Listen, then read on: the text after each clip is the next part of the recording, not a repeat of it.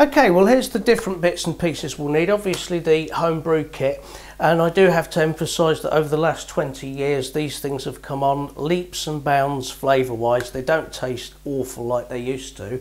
The secret is, of course, is to leave it in the bottles after you've bottled it up for as long as possible. A couple of months I find is about adequate. But anyway, you can make beer for 30p a pint.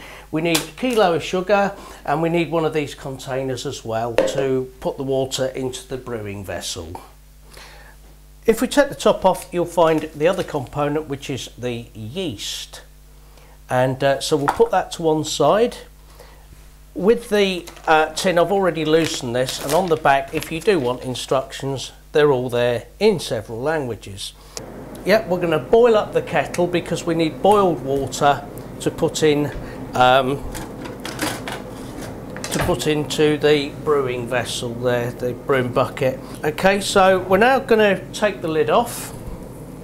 So we're now going to pour this brewing liquor into the vessel here. And I've got this spatula thing, most of it should come out. With beer now at £4.50 a pint in some places, I mean 30p a pint, just for a little bit of effort, seems to me like a really good deal. So if you're into saving money, or you just like the idea of having good homebrewed beer, then this is the way forward, folks. So I'm now going to pull that out. Okay, and what I'm going to do is just pour some boiling water into here. Be very careful.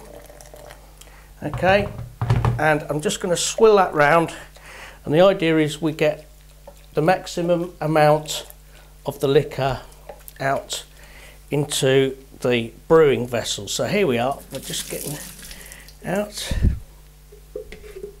Okay, so we're just boiling the kettle up. I found a kettle filled to the maximum on the little sign there on the kettle is usually about right. So I'm going to carefully pour this in now, being careful not to burn yourself, of course.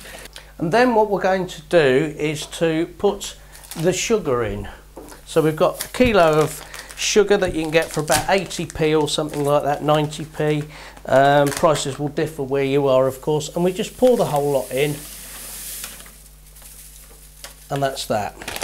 So there's the sugar out the way. What we're going to do now is stir it round to try and dissolve as much of the malt beer liquor into the boiling water. Get enough water to top the brewing vessel up to 30 odd pints. So we're just going to quickly do this. You can see how quick and simple this is, really. I mean, it's great fun as well because you get the satisfaction of making your own beer and, of course, enjoying drinking it, which is very good. Like I say, these kits have come on leaps and bounds over the years. You can get them in some supermarkets. You can get them online. You can get them from homebrew shops. Just check them out on the internet. Okay, well, if you can see the level in here, if Nigel the cameraman can have a look in here, we're leaving probably 5-6 inches so that when the beer starts to ferment, it will come up and it will rise. That's a good thing. And then it'll gradually go down again as the beer works and uses the yeast. Okay, well, now we've got the yeast, so I'm just going to snip the little top off like that and sprinkle the yeast all over the top. Use the whole packet, that's what it's there, it's the exact measure that you need. And just for good measure, I'm going to take the spatula again and I'm going to do it a figure of 8 and stir it in rather like you would making some cake mixtures. So that's just to make sure that it's all properly mixed in, and the fermenting will start very soon. Right, okay, well, what we're going to do now is I've got the lid here, which needs to go loosely on the top. Just sort of don't squash it down all the way because the beer does need air. Okay, I've taken it through into the room and I've left it in a little corner there.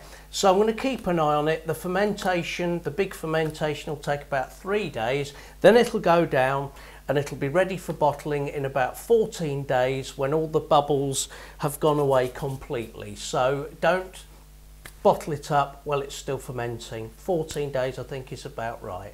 Okay, well I hope that helps, and I hope you make many very cheap pints of beer and they taste delicious.